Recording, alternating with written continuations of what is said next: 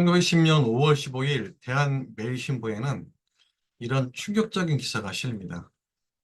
경복궁이 없어지나라는 제목으로 경복궁 약 4천여 칸을 경매로 판다는 기사가 신문에 실리게 됩니다. 그래서 그 내용을 살펴보면 이렇습니다. 전 국민력을 다해서 건축하고 존엄하게 중요하게 여기던 경복궁이 을미년 이후로 참혹하게 된 것은 모두 아는 바다. 무슨 얘기냐면 경복궁은 잘 아시겠지만은 흥선대원군이 왕권 강화를 목적으로 중건을 했죠. 조선 개창 이후에 여러 차례 전란, 특히 임진왜란을 통해서 굉장히 많은 경복궁의 전각과 건물들이 훼손을 입게 됩니다. 근데 그 뒤로 계속 복원하지 않다가 급기야 흥선대원군이 집권을 한 이후에 왕권 강화 목적으로 경복궁을 중건을 하게 되죠. 그 다음에 잘 아시는 을미사변이 일어나죠. 1895년에 일본 공사관인 미우라 고로 주도로 명성황후를 시해하는 아주 엄청난 말도 안 되는 사건이 궁궐 내에서 일어나게 되죠. 그 사건 이후 경복궁은 좀 약간 을씨년스러운 그러한 궁궐로 변모하게 됩니다. 그다음 기사를 보게 되면 국내부에서는 그 궁전 4천여 칸을 방매 회철하고 큰 공원을 건축하기로 해서 본월 10일과 11일에 경매하기로 했다. 그러니까 국내부에서 이 경복궁의 건물과 정각들을 없애고 거기에 큰 공원을 건축하기로 했다. 그래서 그것을 1910년 5월 10일부터 11일까지 경매를 진행한다라는 기사죠.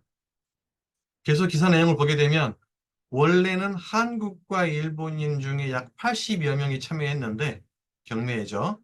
그중에 10여 명이 이 경매에 낙찰돼서 이 사람들이 약 4천여 칸의 경복궁의 전각과 그 건물을 어, 사기로 했다라고 얘기합니다. 그리고 그 가격은 한 칸에 약 15원에서 27원까지 책정했다.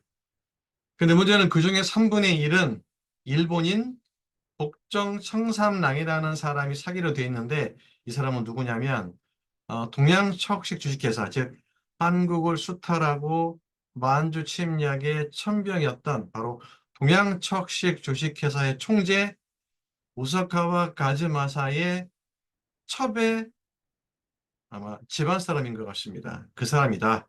그래서 신문에서는 아마 그 사람이 동양척식회사 총재가 사기 위해서 대리로 경매에 참여해서 낙찰받은 것이 아니냐라는 그러한 신문 기사가 실렸습니다. 문제는 일단 대한매일신문의 요지는 뭐냐면 경복궁의 4천여 칸의 그 전각을 허물고 경매에 판다는 겁니다. 그때 판매된 전각과 건물들의 가격을 현재의 가치로 정확하지는 않는데 대략 현재의 가치로 환산하게 되면 약 15억 원 정도가 되더라고요. 그래서 수많은 약 4천여 칸의 그러한 경복궁의 건물과 전각이 경매로 넘어가게 된 거죠. 근데 이 경매는 이것으로 끝나지 않습니다. 1914년 7월 7일 매일신보에 보면 또다시 경매 기사가 나오죠. 경복궁 내 건물 경매라는 제목으로 기사가 나오는데 한번 기사를 볼까요? 기사 내용은 이렇습니다. 공진회장의 유용할 경복궁 내 불화할 흥례문의 24건은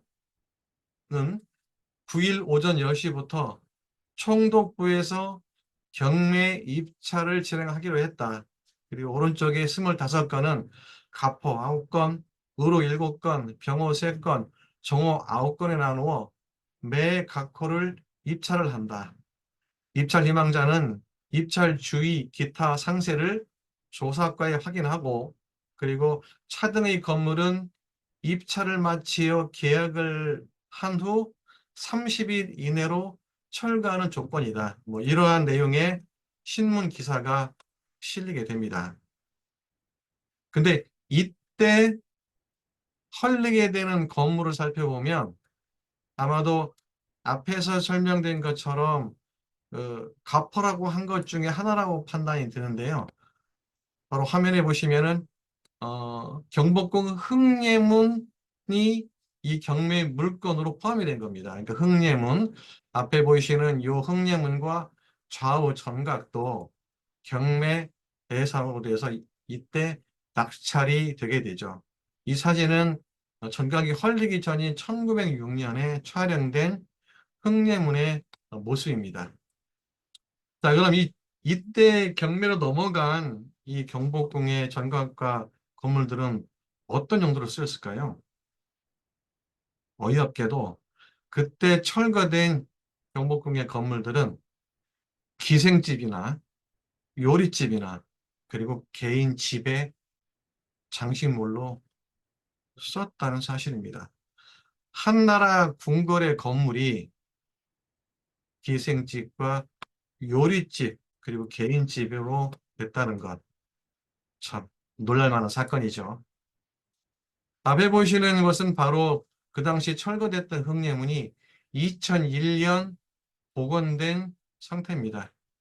현재는 바로 경복궁 그 광화문 들어가시면 바로 보이는 그 문이 바로 이 흥례문인데요. 그 앞에서는 현재 수많은 행사들을 열고 있죠. 현재 이 모습은 앞에 보면 월대가 있는 현재 월대 복원 전인 2016년에 제가 촬영한 사진입니다. 경복 광화문을 지나서 저 멀리 보시면 청와대가 보이고 청와대 뒤에는 북악산도 보이죠. 그리고 좌우에는 수많은 산들이 쭉 둘러싸여 있어서 천혜의 요새인 바로 경복궁의 모습을 볼 수가 있습니다. 가을 하늘, 새파란 하늘에 구름도 떠 있고 굉장히 아름다운 그런 모습이죠. 현재 보이시는 이 건물은 작년이죠. 2013년 10월에 바로 광화문 앞에 월대를 복원한 사진이에요. 그래서 월대는 뭐냐면 국가의 중요 행사가 있을 때 왕이 백성들을 만나는 그런 장소죠. 그리고 가운데 보이는 요 길은 왕만 다닐 수 있는 그런 어도입니다. 저는 이 복원을 굉장히 잘했다고 생각을 합니다.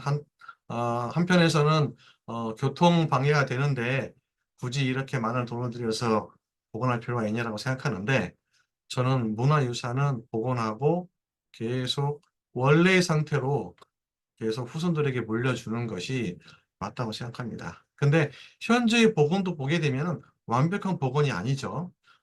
당연히 경복궁 내에 그동안 헐렸던 수많은 건물과 전각들은 아직 복원이 완료가 되지 않았고요. 그 다음에 지금부터 말씀드릴 동쪽 그리고 서쪽에 있는 십자각은 아직도 복원이 되지 않은 상태입니다. 자, 태조 이성계는 1392년 3월 17일 고려의 도읍지인 개성의 수창공 화평전에서 즉위하게 됩니다. 근데 아시겠지만 조선의 새로운 궁궐터는 지금의 경복궁이 아니었습니다. 어디였냐면 바로 개성, 고려 때 수도였던 개경 인근의 남경 이궁터가 바로 새로운 궁궐터였죠. 그런데 그 궁궐터는 여러 가지 이유로, 제일 큰 문제는 장소가 협소하다는 이유로 현재의 경복궁 위치에 새로운 궁궐터를 잡아서 경복궁을 건립하기로 한 거죠. 그래서 경복궁을 건립을 할 때 경복궁에서 바라봤을 때 경복궁에서 남쪽을 바라봤을 때 왼쪽에는 종묘를 두고요. 종묘는 뭐냐면 조선 왕조 역대의 국왕과 왕후들의 신주를 모시는 그러한 장소죠. 그리고 왼쪽에는 토지와 곡식의 신에게 제사를 모시는 사직단을 뒀습니다. 그리고 경복궁을 건립할 때는 신도 궁궐 조성 도감이라는 관청을 두고 태조 3년 1394년부터 1395년 9월까지 약 6년에 걸쳐서 경복궁을 건립하게 됩니다. 그러면 초기의 경복궁은 건물이 많지는 않았습니다. 약 780여 칸이었죠. 근데 고종 시기까지 근거를 복원하고 또 증설해서 약 330동, 7,200여 칸으로 굉장히 확장되게 됩니다. 화면에 보이시는 이 도면이 바로 북궐도형인데요. 이거는 고종 때 그려진 북궐도형입니다. 그 경복궁이 어떤 모습이 있는지 정확하게 알 수 있는 그러한 도형인데 지금과 비교하면 사뭇 많이 다릅니다. 많은 정각들이 현재는 없죠. 자, 일제는 1915년 9월 10일부터 약 10월 13일까지 약 50일 동안 시정 5년 기념해서 조선물산 공진회를 개최합니다. 지금 뭐냐면 대규모 박람회죠. 그러니까 이 박람회는 목적이 명확합니다. 자기 일본이 문명 대국이고 문명 대국이 조선을 잘 통치하고 있다. 바로 자신들의 우월함을 과시해서 식민지의 정당성을 찾기 위해서 대규모 공진회장, 즉 박람회를 개최하게 되죠. 그래서 그들이 수많은 경복궁의 전각과 건물들을 허문 이유 중에 하나가 바로 이거죠. 공진회, 즉 박람회를 개최하기 위해서 수많은 정각들을 훼손하고 경매로 넘기게 됩니다. 화면 보시면 왼쪽에는 경매로 철거 전의 모습입니다. 오른쪽에 보는 경매로 수많은 정각들이 철거된 뒤죠. 보시면 큰 차이점은 오른쪽 위에 보시게 되면 경매 전에는 정각들이 빼곡이 있죠. 근데 경매 철거 후에는 거의 없습니다. 여기는 뭐냐면 앞에 왕이 될 동궁, 즉 왕세자가 기거하면서 공부하고 정치를 하던 그런 곳입니다. 이곳을 중점적으로 훼손시켰죠. 그 이유는 앞으로 조선은 더 이상 왕이 없다. 그리고 왕은 나올 수가 없다. 아주 의도적으로 그러한 의미에서 동궁의 건물들을 중점적으로 훼손했습니다. 또 훼손한 것은 하단에 보시면은 광화문 앞쪽 좌우 건물 터죠. 경매를 철거 전에 광화문의 좌우 하단에 보시게 되면 건물들이 있죠. 근데 철거 후에 보시게 되면 건물은 없고 공원 비슷한 이러한 원예 어떤 터만 남아 있습니다. 바로 이쪽은 공원을 만들고 그 뒤에는 1926년에 완공된 조선 총독부를 건설하기 위해서 그 부지 확보를 위해서 사전에 이쪽의 건물들을 다 없앤 거죠. 물론 아시겠지만은 조선 총독부 건물은 김영삼 정부인 1996년에 민족정기 살리기 그리고 친일청산의 일원으로 조선 총독부 건물은 파괴됩니다. 자, 좀 더 경매로 철거되기 전에 광화문 모습을 볼까요? 광화문에 보시게 되면은 왼쪽에 서십자가, 오른쪽에는 동십자가 이렇게 두 개의 십자각이 있죠. 근데 보시면 좀 이상하지 않습니까? 서십자각은 지금 없습니다. 흔적도 없죠. 근데 동십자각은 지금 나만 있어요. 근데 좀 담이 이상하죠? 현재 동십자각은 담이 남아있지 않습니다. 그래서 옛 모습을 보게 되면 현재 서쪽에 있던 서십자각은 현재 없어졌습니다. 그리고 하단에 보시면 이 사진이 서십자각이 없어지기 전의 모습이고요. 오른쪽에 있는 동십자각은 현재 남아 있습니다. 남아 있죠. 이거는 없어지기 전에 동십자각의 모습입니다. 보시면 담이 연결돼 있죠. 근데 현재의 모습은, 아이고, 저 때문에 가렸네요. 현재의 모습 보게 되면 이 동십자각의 모습은 외료의 섬처럼 따로 떨어져 있습니다. 이렇게 담이 연결돼 있어야 되는데 담이 연결 안 돼 있죠. 그 이유는 뭐냐면 1929년에 일제가 박람회를 열면서 길이 좁다는 이유로 경복궁의 담장을 허물고 길을 내버립니다. 그러면서 동십자각이 현재 따로 떨어져서 마치 별도의 건물인 것처럼 이렇게 되어 있는데 실제는 이 화면 보시는 것처럼 담을 중심으로 쭉 해서 동쪽과 서쪽으로 연결되었다는 사실이죠. 일제가 우리나라 궁궐 및 유적지 파괴는 이게 시적에 불과합니다. 우리나라의 민족 흔적을 하나씩 하나씩 집요하게 파괴합니다. 그리고 우리나라에 있는 수많은 문화 유적 그리고 우리와 관련되어 있는 수많은 흔적들을 하나씩 파괴하고 지워버립니다. 일제는 이러한 만행들을 전국에 걸쳐서 하나씩 파괴하게 되죠. 일제는 철저하게 우리나라를 1910년 불법적인 병합 이후 우리나라의 민족 정기를 하나씩 하나씩 없애는 작업을 합니다. 그 대표적인 예가 제가 오늘 소개해드린 바로 경복궁을 훼손하고 없애고 그리고 경복궁의 가치를 경복궁의 지위를 떨어뜨리고 민족 정기를 훼손하는 그런 행위를 수없이 했습니다.